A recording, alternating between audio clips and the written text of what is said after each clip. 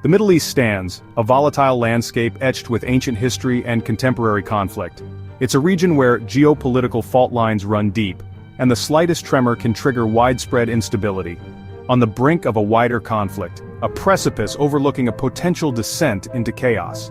Decades of simmering tensions, proxy wars, and unresolved disputes have created a powder keg, and recent events have brought it dangerously close to ignition. The world watches with bated breath, aware of the catastrophic consequences that a full-blown regional war could unleash. For nearly a week, explosions have rocked Iran, shattering the illusion of stability and sending shockwaves throughout the region. These weren't isolated incidents, they were calculated strikes, meticulously planned and executed, designed to inflict maximum damage and sow discord.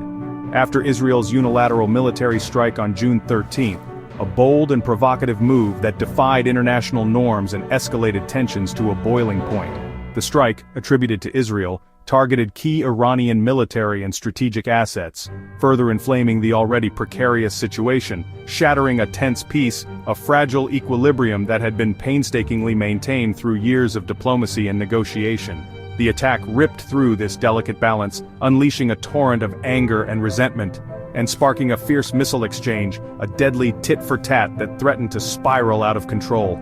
The skies above the Middle East became a battleground, as missiles and rockets rained down, each strike fueling the cycle of violence.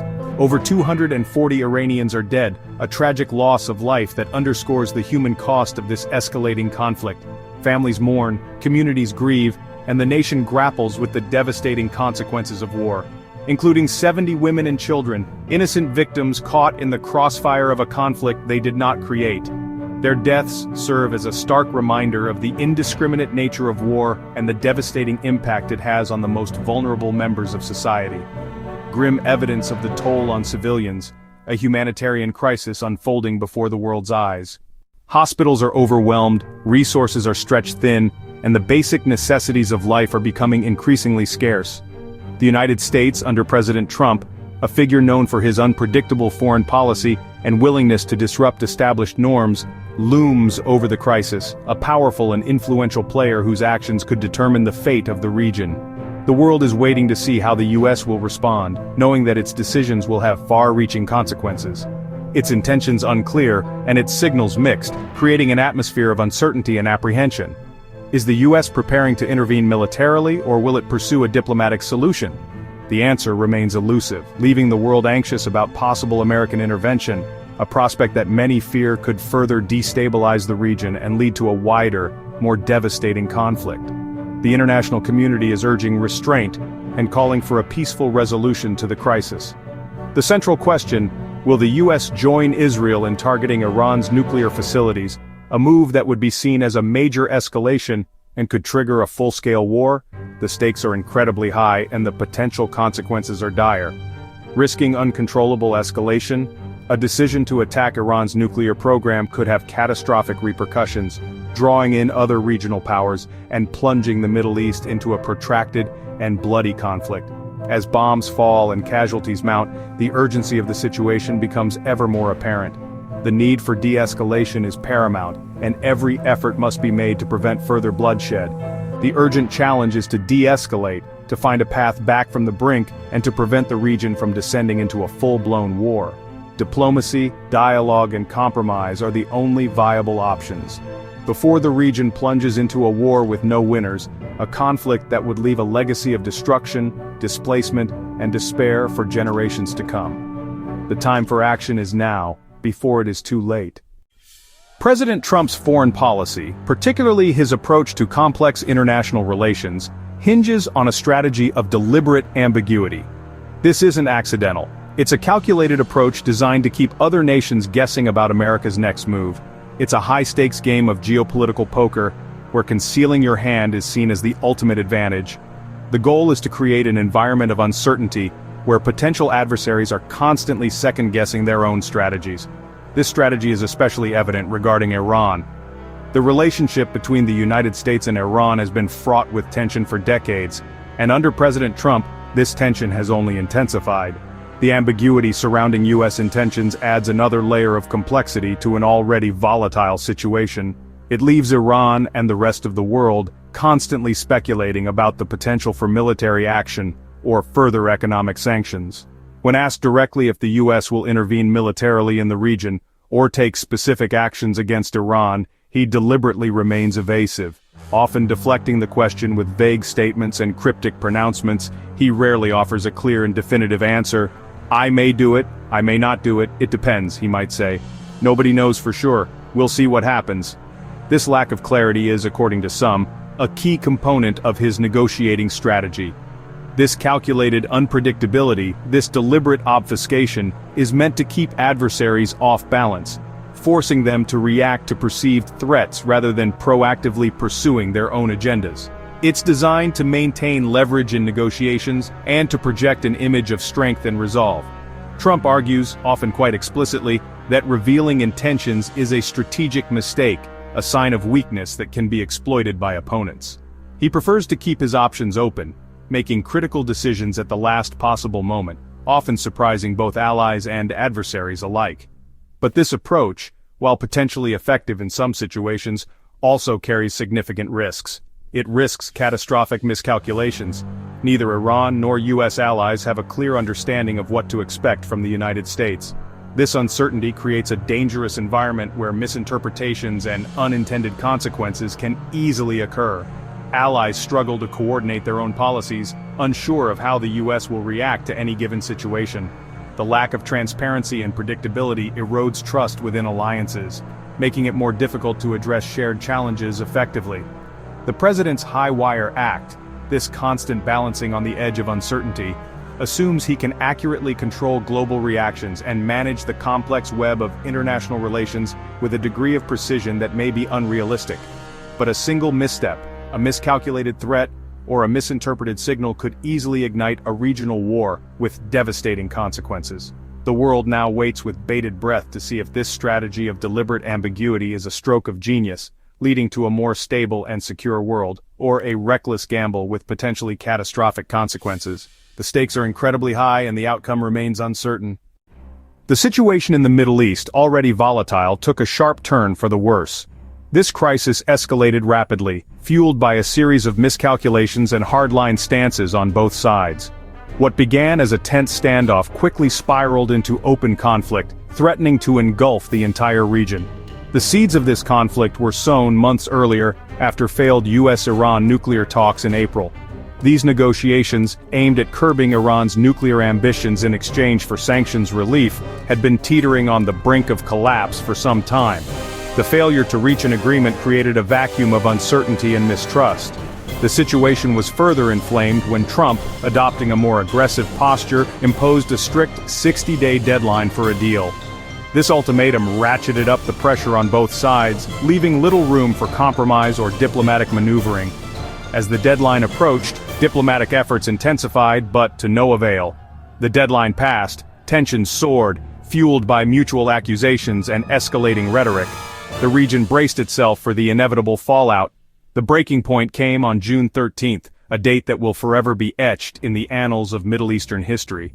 In a move that shocked the world, Israel launched a preemptive strike inside Iran, targeting key strategic sites and personnel. This bold and highly controversial action was justified by Israel as a necessary measure to prevent Iran from developing nuclear weapons. The strike resulted in significant casualties, including the deaths of several negotiators, individuals who were ostensibly working towards a peaceful resolution.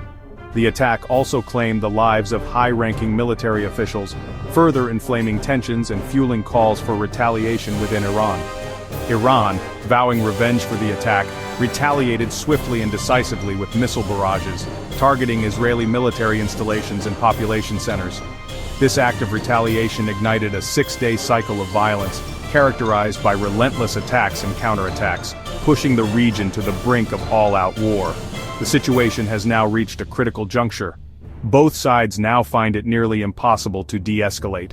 The political stakes are incredibly high, and neither side can afford to back down without appearing weak, both to their own populations and to the international community.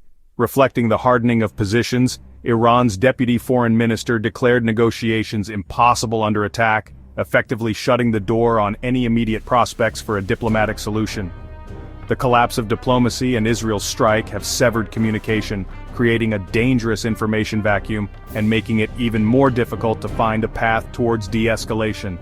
With political channels effectively frozen, military commanders are now firmly in control, raising the specter of further escalation and miscalculation.